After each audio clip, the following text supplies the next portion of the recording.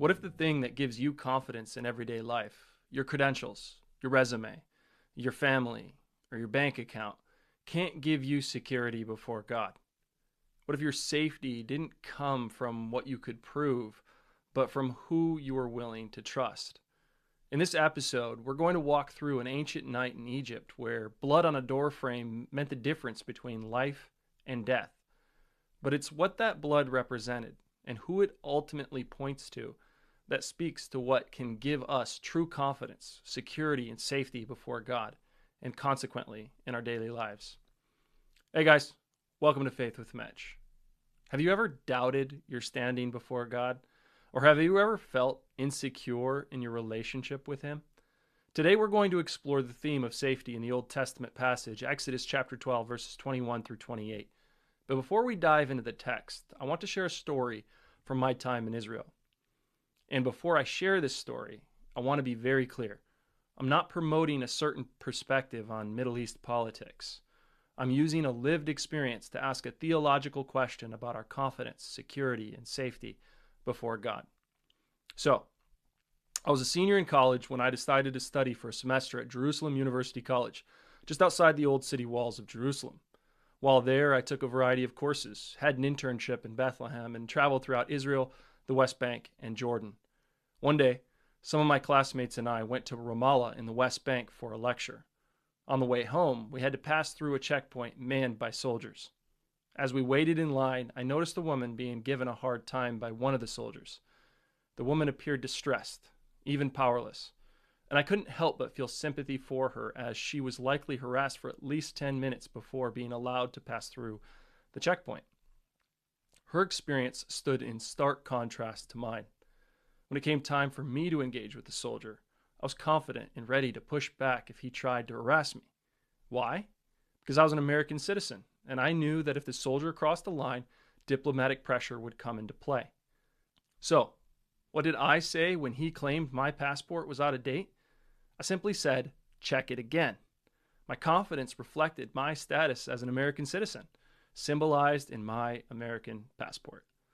Now, this story raises political questions and likely strong emotions for many people. But as I said at the introduction, I'm telling it in order to ask a deeper question. Namely, what gives us safety and security before God? From our text this morning, we're going to look at the cost of safety, the requirement for safety, and the natural response to God's grace, which we'll cover in part 2. But first, imagine you're a Jew in ancient Egypt. All you've ever known is slavery. For hundreds of years, your people lived under the oppression of the Egyptians. It's been so long that it feels like God has forgotten you. And then, unexpectedly, God sends a deliverer to lead your people out of bondage, into the promised land, and to renew a relationship with you by way of a covenant. But there's a condition. You must demonstrate your trust in the Lord by obeying His commands. Otherwise, the firstborn of every household will be struck down. With that in mind, let's examine the cost of safety. In Exodus chapter 12, verse 21, Moses commands the elders, "Go and select lambs for yourselves according to your clans and kill the Passover lamb." According to Scripture, the lamb must be a 1-year-old male without blemish, taken from the flock, slain at twilight, with no bones broken. This is no ordinary lamb. It's a perfect lamb. And his blood is to be shed in substitution for the blood of the firstborn and to mark the people God will spare from the destroyer. Verse 23 says, "For the Lord will pass through to strike the Egyptians, and when He sees the blood on the lintel and on the 2 doorposts, the Lord will pass over the door and will not allow the destroyer to enter your houses to strike you." But doesn't that sound excessive and very particular? God is threatening the firstborn of all of Egypt and requires blood to be shed under very specific and costly conditions. Yet that's what's necessary to be spared from the destroyer. The specificity and costly nature of this sacrifice remind me of our natural desire as humans for salvation on our terms. Paraphrasing A.W. Tozer, we often want a salvation that costs us nothing, demands nothing of us, and changes nothing about us. In other words, we want grace without the cost. But grace always requires sacrifice. Hear me out. Imagine we're friends, and one night we go out to dinner. but I forget my wallet at home. That doesn't change the cost of the meal, but it creates an opportunity for you to show me grace.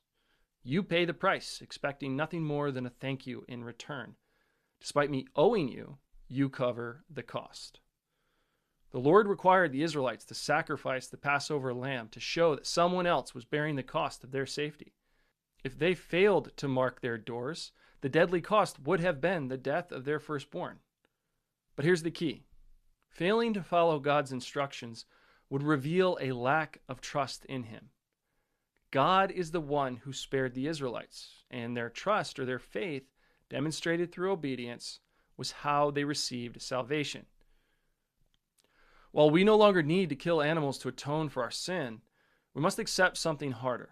That is, trusting God has paid the price for us. But trusting the Lord for our salvation also comes at a cost to us, as faith is a form of surrender, and it's the requirement for safety. Verse 22 says the blood must be applied to the lintel and 2 doorposts with hyssop. Hyssop is associated with purification. In Leviticus 14, it's to be used in cleansing lepers. In Numbers 19, it's to be used in purification from a corpse. And in Psalm 51:7, the psalmist proclaims, "Purge me with hyssop, and I shall be clean." Thus, hyssop is about cleansing, purification, and holiness. But what is perhaps overlooked is the prerequisite or requirement of faith. For example, faith is evident in the Israelites sacrificing the Passover lamb, using hyssop to apply the blood and remaining in their houses until morning. By doing what God commanded, the Israelites did not earn their safety. They demonstrated faith in God to protect them. To have faith in God for their deliverance meant resisting the temptation to flee Egypt, choosing instead to trust and surrender rather than add to or subtract from God's commands. And we face similar temptations today. From self-help books to life coaches, we're inundated with proposed methods to improve our plight. While these things aren't necessarily bad, it's our mistrust in them that's the real problem. In other words, it's our looking to these things as false saviors. In Counterfeit Gods, Timothy Keller defines idolatry as anything more important to you than God, anything that absorbs your heart and imagination more than God, anything you seek to give you what only God can give. In threatening to take the firstborn of all of Egypt, God was revealing to the Israelites what they might have been tempted to look to for an ultimate sense of meaning, security, or satisfaction apart from God Himself. And I think this text does the same to us. It threatens everything we might look to instead of God for salvation, such as our careers, our families, or even our own sense of religiosity, and warns of judgment. But as Timothy Keller explains, God's judgment often comes in the form of allowing our idols to fail us, revealing that only He can truly save. Thus, to experience God's judgment in response to idolatry is oftentimes a natural outworking of our looking to these things to save us, only to be left wanting. For example, if my idol is my role as a father, my kids will never be able to give me enough praise. I'll never feel good enough about how much I've done for them or how much they love me in return. Why? Because ultimate fulfillment is only found in God Himself, not in finite things. So perhaps the most difficult thing for us to accept when it comes to our safety and security before God is that it's outside our control. To have faith in the Lord is to surrender to Him and recognize we can't earn our status before God. Instead, we must receive what God has done on our behalf as a gift and trust in Him to save us by His grace. In closing, if safety or salvation is ultimately received from God by faith and not earned, the question becomes, how should we live in response? That's where the Passover leads us next. And if you like this episode, I'd encourage you to subscribe and hit the notification bell so you don't miss part 2, where we'll explore worship, Israel's forgetfulness, and ours, and how Jesus ultimately fulfills the Passover.